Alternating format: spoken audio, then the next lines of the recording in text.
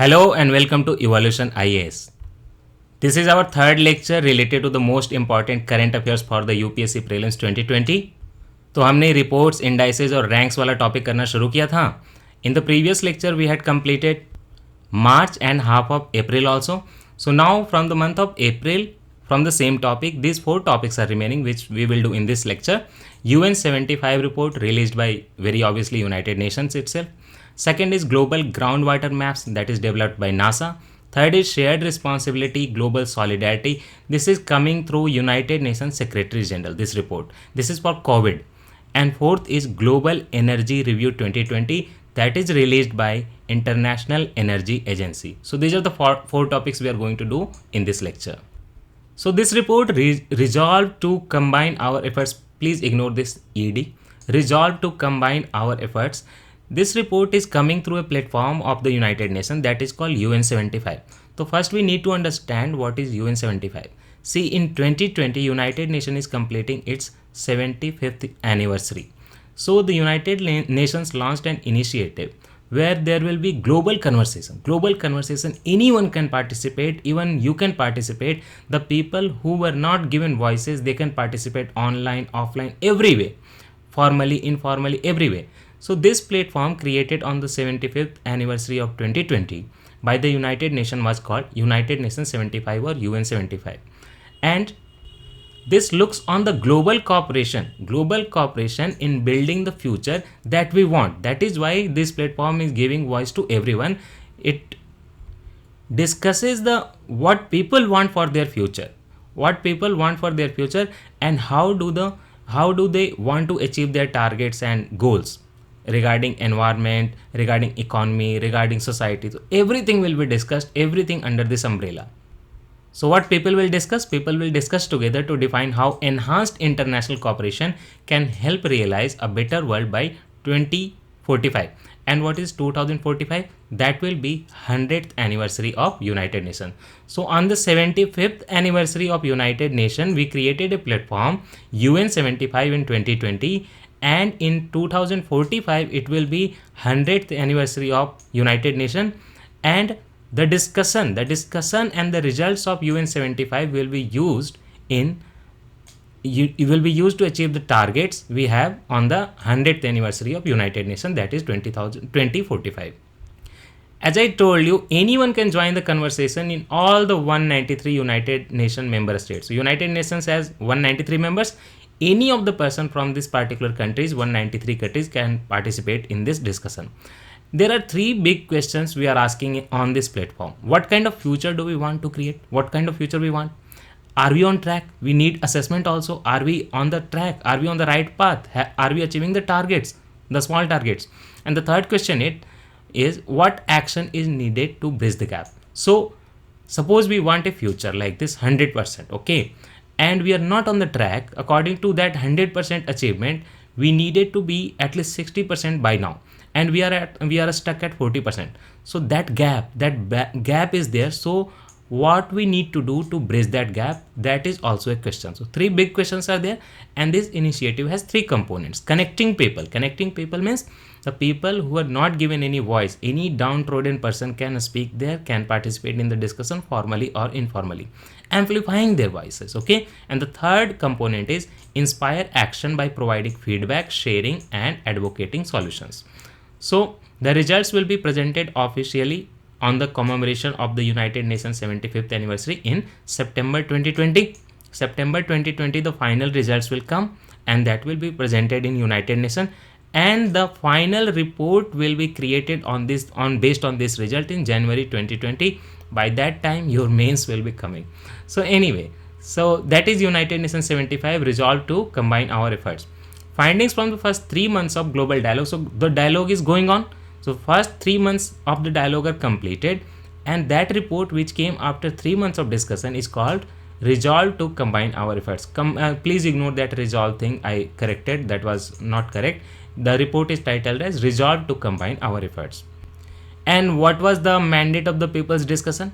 See, the people believe that climate and environment will affect humanity's future the most. Future will be mostly affected by climate and environment, and the second factor affecting humanity will be conflict and violence. and the third factor will be health risk. So this is it. This is the whole discussion of UN 75 resolved to combine our efforts. Now our second topic is global groundwater maps. The global groundwater maps is an initiative of NASA and University of Nebraska Lincoln. They came together to develop a satellite-based weekly global maps of soil moisture and groundwater wetness. We need the soil moisture data and the groundwater wetness. So NASA and University of Nebraska together launched an initiative, Global Groundwater Maps. They will do the mapping of how much water is present below the soil. Okay, how much moisture is present in the soil. So this is satellite based data. Over that map is being created. So which satellite? NASA has a satellite, GRACE FO. This is the second version. The previous version was called only GRACE. So what is the GRACE FO? Gravity Recovery and Climate Experiment Follow On. See, water and soil, everything has a different gravity levels.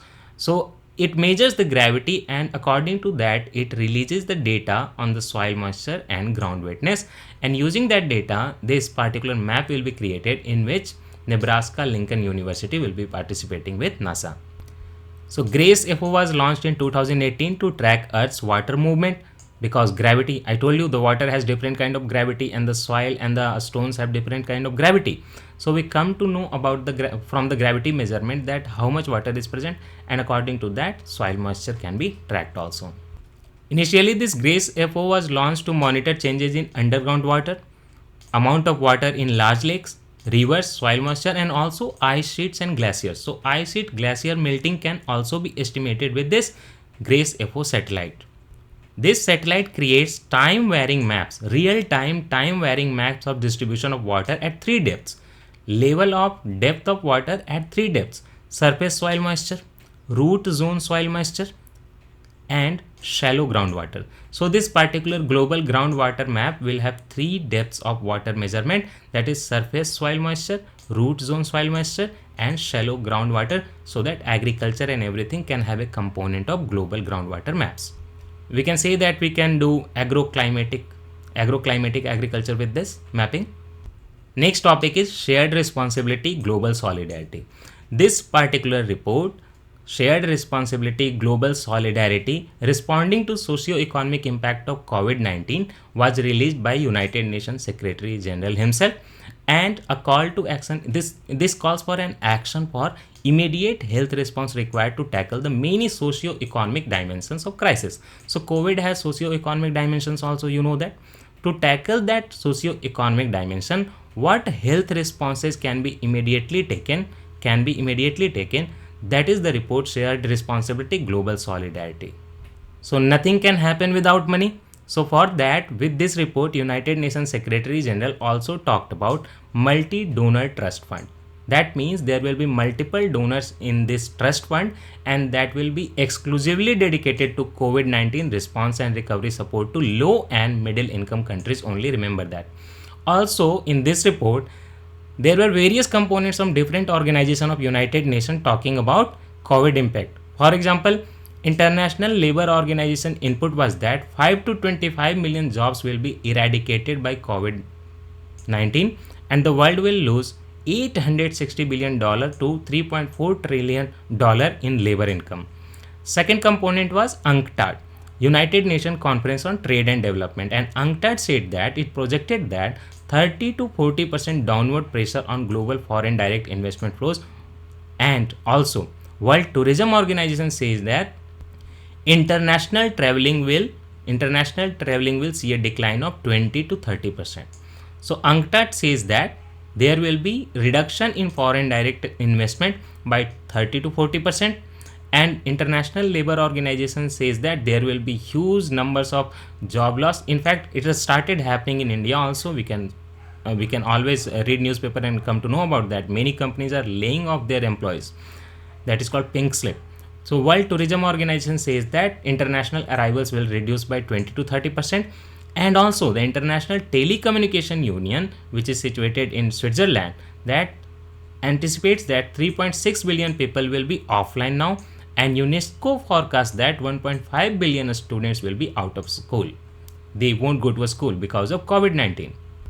So our last topic is Global Energy Review 2020. It is released by International Energy Agency. Can you please tell me in the comment where is this organization, International Energy Agency? When was it created? And also where is the headquarter? Is it related to United Nations? Can you please comment? Global Energy Review 2020, and this report was also related to now COVID-19 only. So the impact of the COVID-19 crisis on global energy demand and CO2 emissions, this was the name of this report this year. It says that about 4.2 billion people, or 44% of the global population, that represents almost 60% of the global GDP, that will be subject to complete or partial lockdown. Can you see this? It says that 4.2 billion people of the world, that makes 54% of the global population, and they represent 60% of the global GDP. These people will be either subject to complete lockdown or partial lockdown in various countries. This report also projects that energy demand and energy related emission of CO2 in 2020, and also it provides COVID-19 pandemic's extraordinary impact across all major fuels. All major fuels are affected. Fuel prices, in fact, it was known that fuel prices reduced globally due to COVID-19 breakdown, and when the unlock thing is happening, the prices are starting to increase again. International Energy Agency expects global electricity demand to fall because companies are closing, industries are closing, shops are closing. So global electricity demand will also reduce by 5% in 2020, and that decline will be the largest decline since the Great Depression 1930s, which started from America. So this is the situation. That was all. We had very small tutorial because only few topics were remaining. So next time we meet, we will start the reports, indices and ranks topics from the month of May 2020, and after that we will move to another topic. So that's all. Thank you.